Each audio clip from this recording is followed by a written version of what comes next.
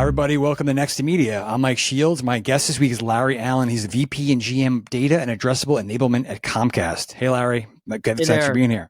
How you doing? It's good to be here. Excited to talk to you. We should tell folks that you and I have shot ski together. So we have kind of a unique bond that I don't know most people won't understand, but we're still going to try and be professional through this interview here. But I want to let's talk about you have an interesting title. You're at a company doing a lot of interesting things in an interesting moment. So let's just talk about what you do and don't do. And then what do we mean? Let's define the terms. What is addressable TV? Because that used to mean something really tied to cable avails, and maybe it's not in your mind. So let's just get into what you do and what that means. Sure. So I do pretty much everything that has to do with data here at Comcast Advertising. So it's kind of two sides of the coin.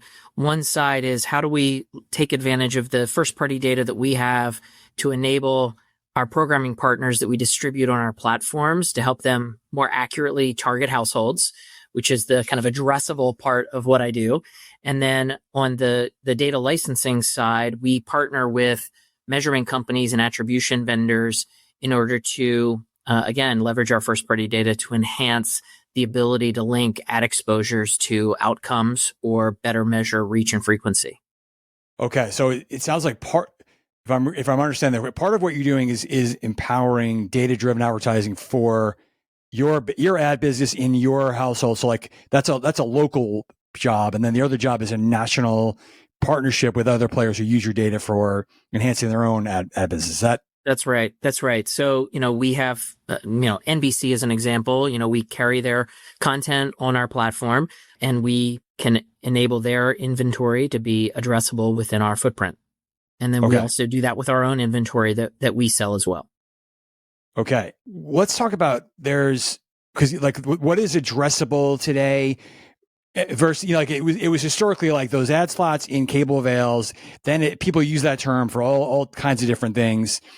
And then let's talk. You think it's important to define the terms here in this space in terms of multi-screen advertising versus, I don't know, linear advertising. Help me define the terms here and where what you're thinking about. Yeah. So addressable TV, historically, people did think about it as kind of the traditional TV linear in a cable footprint or a satellite footprint being targeted based on the household and the physical address associated with that household. Which is super high fidelity opportunity. The kind of challenge has become now that we have multi-screen consumption where a consumer could be watching a linear, TV show on a streaming service. All of a sudden, that may or may not be addressable ad opportunity.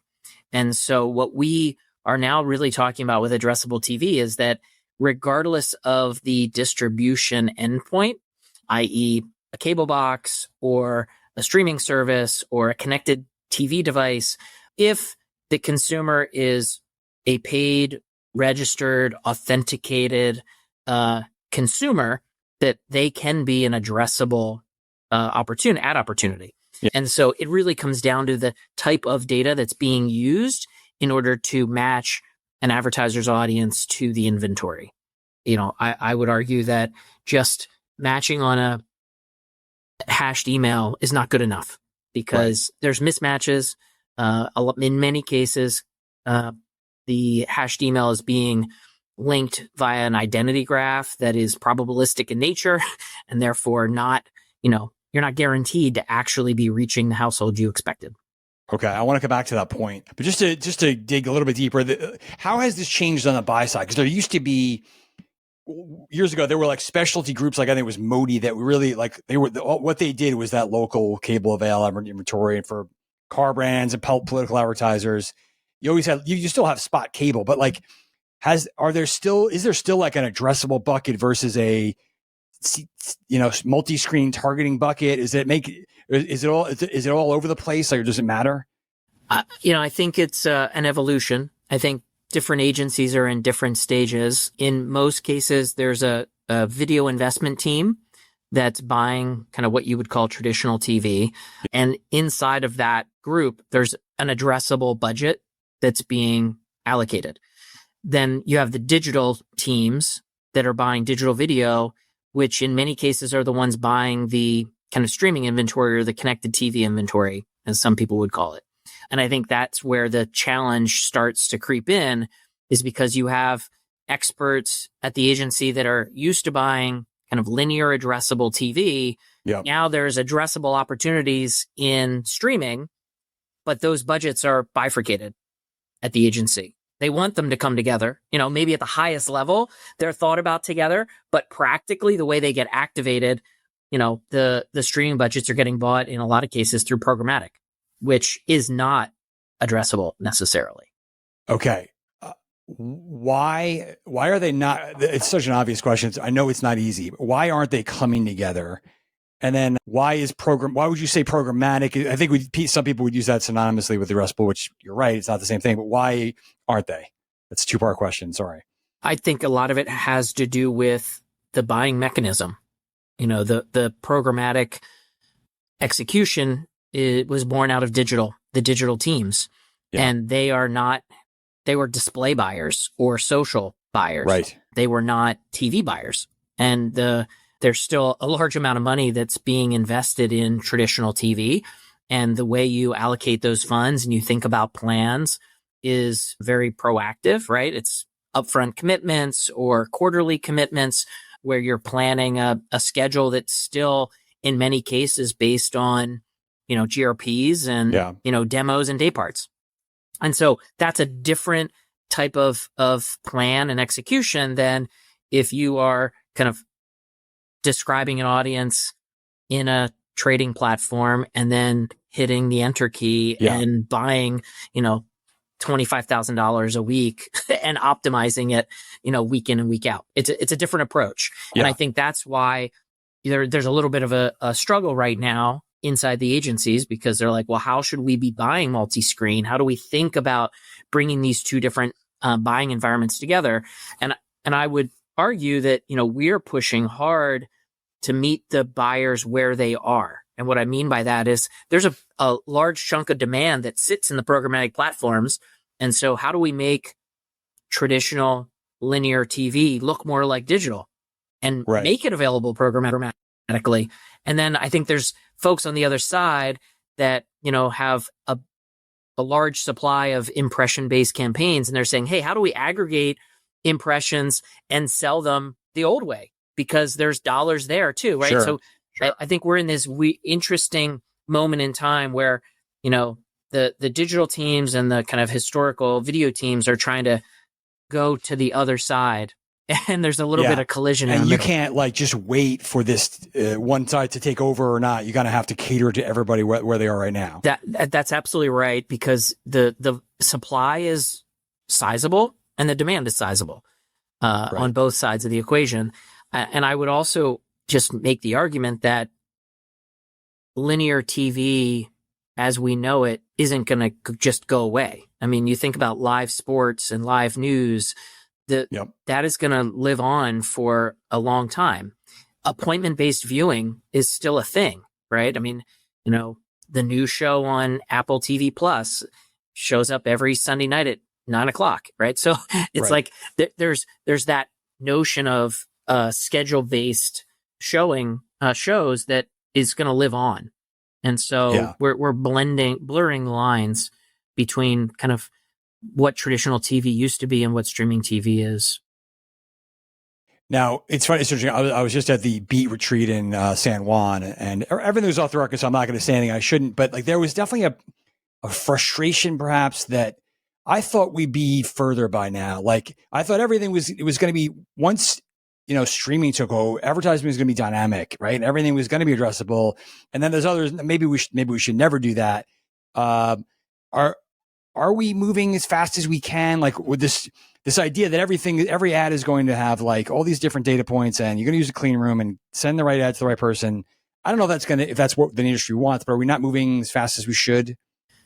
I think 25 feels like a tipping point.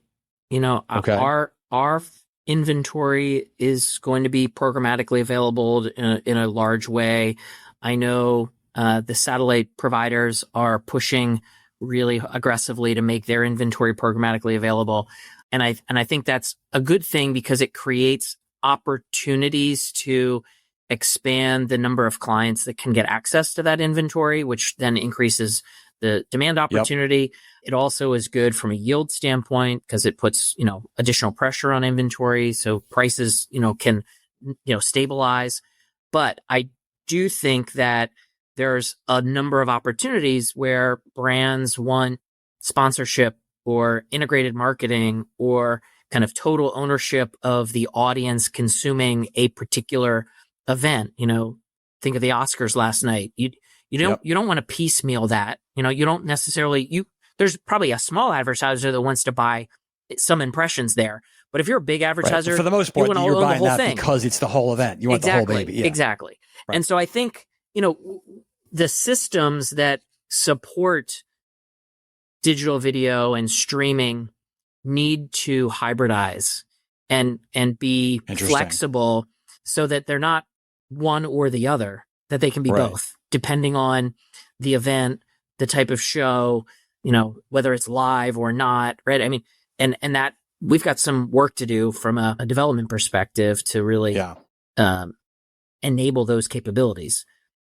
All right. So speaking of hybridizing, one area that comes up all the time, especially in a relatively new or changing market, you got to get measurement right for things to move faster. You're involved with SIM and other measurement organizations. It seems like it's a big challenge. How are we doing in terms of trying to really measure cross-platform TV ads? Well, you're right. It has been a bit of a mess. I think we have clarity on what needs to be done now, which is good. Knowing the requirements is important. I think most of the larger measurement companies have invested in big data so that they can bring together the right data assets in order to measure cross-screen, multi-screen. And I think there's also been in the last year and a half, more willingness of the big tech platforms to actually provide ad exposure data for campaigns into those That was not in their nature. That was for a long time. They were holding everything close to the vest before.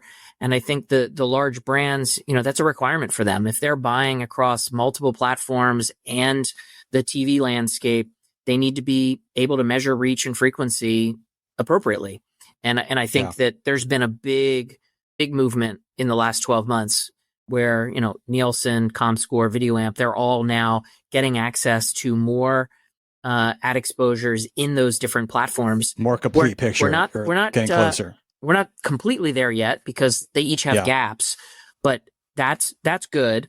And then I think on the other side of measurement, where the inventory owners are doing more attribution measurement with their clients, there's a kind of an awareness and an understanding that they need to bring together larger data sets as well. So instead of just measuring their streaming platforms on the programmer side, they're also now saying, hey, I want to bring my linear exposures into the clean room so that, if I'm running a measurement campaign with Instacart, they can see the conversions that were attributed to both the linear exposure and the streaming exposure. That's right. Right. As opposed to just the digital environment, which is where they started from. Said earlier. Yes. It's related to measurement, but also targeting. You hinted at, there's often a debate about whether we need TV doesn't have to deal with the cookie thing, which is good, but there's a want maybe to have a universal identifier. Is that possible? You kind of hinted that maybe email-based identifiers are not as strong as we think they are, or not as useful. Can you expand on that a little bit? Yeah. So in many cases, if a inventory owner has authenticated inventory, they will get an email address on that household or the consumer. And in many cases, they just try to do a one-to-one match between the conversion event and the email that was associated with that record and the email associated with the streaming service. Problem is, most households have multiple email addresses, and therefore, you're not going to have a perfect match rate between those two events. And then if you want to backstop that at the household, you'll use an identity graph. And there was a study over a year ago now by TruthSet and SIM that basically said that only 50% of the time do they match email to household physical address accurately. And so if you're using an identity graph to also try to bring the ad exposure and the conversion event together in the same household, you're missing the mark. That's not a good batting average for that kind of thing. No, not at all. When you're talking about it as if it's, pure targeting. Right. And then to make matters worse, some folks will use IP address. That's a common linking variable in as well as email address in the, streaming space. And that's a moving target also. It's also about 50% accurate when run through these identity graphs. So this is where, we are a big believer in kind of addressable TV, where you're actually knowing the household for certain so that, those ads exposed can then be properly linked. Using the physical home address is a way better variable between, the conversion event and the ad exposure than kind of an email or some other proxy. That's interesting, because I think that it's very counterintuitive to people that came up through digital, that the household and a physical address is what's going to be the anchoring data point, but it makes sense. It doesn't change, and you're not trying to project or merge anything that doesn't belong together. That's right. Okay. One thing is also related to measurement. I want to ask you, in your experience or when you talk to marketers or buyers, do you make we're talking pretty much about multi-screen streaming television. Where do you put YouTube? Where do you put short form, TikTok, things like that? Are those things bound to all come together in some fashion, or should they not be? Or where is the prevailing philosophy, if there is one? I'm biased, I would say, because we have a, premium content, you can't deny YouTube is on the big screen in the living room. I think the differential is that those ads are skippable in many cases. Yeah. And that, only getting 3 seconds of a brand exposure versus 30 seconds of a brand exposure is markedly different, has a different, impact to the consumer. And I think the buyers are starting to understand that. And I think, they can get reach, but the question is, how much quality reach are they getting? And that's where, a lot of the measurement systems now are looking at duration and understanding the duration of the ad to completion, as opposed to just the total impression count, because that obviously a level of attention and awareness to the brand's message is different. Do you think attention metrics help you there, or is it really about the duration? That's a whole nother topic, I know, but that's been a hotter issue lately. I think if your ad is on screen for 15 to 30 seconds and you are at a 95% completion rate, the likelihood of the attention score, whoever's measuring that, is going to be much higher than the attention associated with a skippable ad. Okay. You mentioned earlier the idea of bringing more brands to television. It's been a hot topic lately, expanding the pie. Let's get the industry closer to where the platforms are, where they have so many advertisers that they're not relying on a few hundred or whatever. There's a bunch of initiatives focused on this. Everybody's got a self-serve platform. There's also Comcast has universal ads. I guess, can you talk about that one? It seems different that you've got multiple partners that are not just in your company, but it seems an awfully crowded space, even though everyone seems to be going in the same direction. Yeah, I think we're focused on helping not only our own inventory, but our partners that are on the platform get access to a much larger, and it was a logical evolution for us, owning the Freewheel platform. We have many programming partners in the TV ecosystem that are already on that platform. So the supply is kind of in the same format, in the same system. And so building a storefront, if you will, that could cater to and really behave like the platform's UIs, so that it's very easy for a buyer that's used to buying, Snap or Facebook, that they could swivel into our storefront with the universal ads and be able to execute a similar campaign on streaming inventory. Seemed logical and pretty straightforward. And obviously, if each of the programming partners built their own storefront, that's duplicate resources, duplicate development, multiple salespeople. Like there's a lot of costs that are able to come out of the system. And you're asking a lot of those buyers, right? That don't want to log into 12 different things. Exactly and right. And scale matters, and I think if you want TV to be viewed as a platform similar to a Meta or a Google, then you need all of the programming partners to really participate and operate as one, right. Not as a single company, but as a single opportunity. And I think that's really what we're striving for, is to, create bespoke access, but also aggregated access that enables scale and flexibility for the buyer. Okay, that all makes sense to me. I was talking to an industry friend recently who wants one. He's like, I want one of these things to work, but then it's confusing, or it seems confusing when you have like an open AP, a block graph, you have this initiative, you have other self-serve platforms. I know they're not all the same thing, but is the clutter in the marketplace making it challenging? I mean, this is, I guess, how development works, right? How, you have to have a lot or a little bit of chaos in order to get to kind of the best outcome. And right. I think we're in that moment right now. Consolidation is going to happen. And so I think the best product will ultimately, rise to the surface and get the most scale and the most throughput. I do think that some of the companies that you mentioned are more complementary than competitive. And so I think if the plumbing is connected correctly, it actually creates opportunity for buyers to onboard first-party data to be activated against and then ultimately measured more effectively and more accurately. And so I think they kind of start to work together in many cases.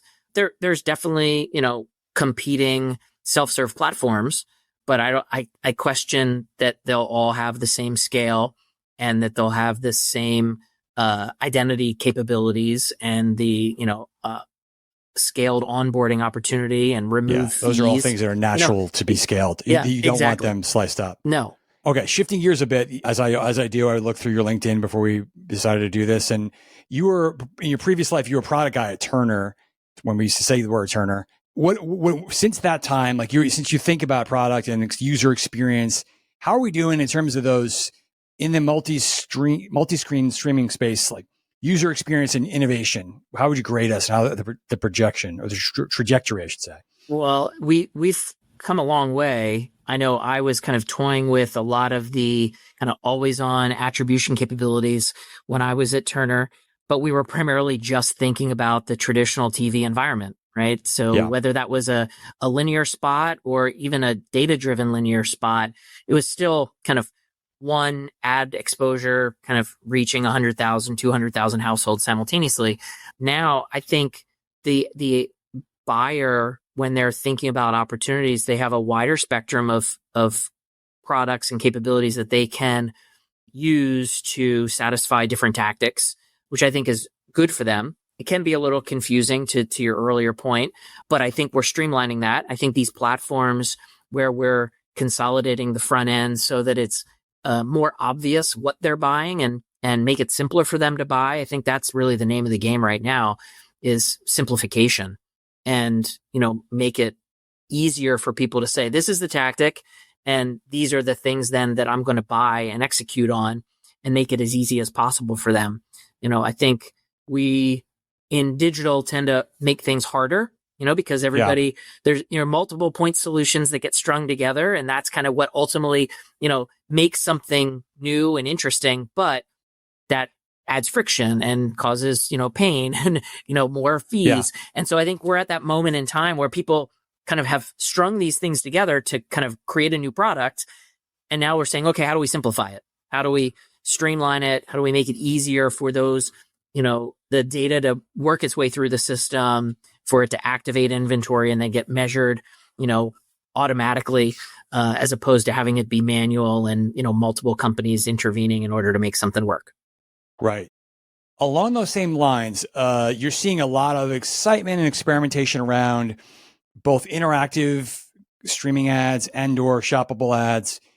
But which is great, but they're seemingly great, but there are a lot of variations in different point solutions. And we're in that stage right now where everyone's doing their own thing.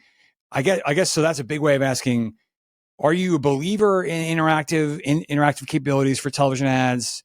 And what gets us to a place where there's a little bit more of a standard way of doing that if need be? I think increasing engagement with the consumer is really important for brands. I don't know that, every brand needs an interactive ad, but I think if you're trying to tell an elongated story, if you have a complex message, I think providing more interactive opportunities for a consumer is a good thing. Scale is usually the first challenge that we've experienced with these kinds of ad opportunities because, they're kind of wedded to some technical capability. I think we're with the shift to streaming and, the fact that, people have both their phone and their, connected TV remote in their hand kind of create some interesting opportunities, but it's, changing the consumer behavior is Big. hard and takes a lot of education and promotion. And there does, I think, need to be consistency. So, folks like Sumo you want to tell that you want to train people on this, but you don't want to train them 12 different ways. Yeah. You need to have some consistency so that the ad experience on, Amazon, Roku, Zumo is the same. Peacock, right? I mean, all the streaming services have their own kind of ability to have a bespoke product. And hopefully we avoid that. We can get to some level of standard because that's the way you kind of train the consumer to engage differently. I guess you would say the same thing about shoppable TV. Probably probably not every brand, and probably needs the same kind of training and standard. Yeah, I think shoppable is even harder than interactive ads because I think the desire is to integrate directly into the content, and scaling that is also hard because you have to do it way upstream in the content production process, or, have the right contracts in place with the content producer so that you can augment the content at, live, which, it's not an easy last minute thing to throw in there. Right. All right, Larry, what else might I ask you? What else is really big that you're watching right now in the industry or for your business that people should think about? What else is going on? I mean, at the core, identity is everything. And, this issue that we've talked about where you're activating audiences, you need to really know how those audiences are connecting to the inventory and, that you're doing it as accurately as possible. That's step number one. And then using the same identity backbone to measure the outcomes of those campaigns, I think is critical because I think too many campaigns today are being planned on one identity set, activated on a different identity set, and measured on yet a third identity set. And that is just resulting in, a lack of opportunity for the buyer to really run efficient campaigns and accurately understand what's working and what's not working. All right. Well, listen, awesome stuff. Thank you for your time here. Let's do this again, but great conversation, Larry. Yeah, thank you. My pleasure.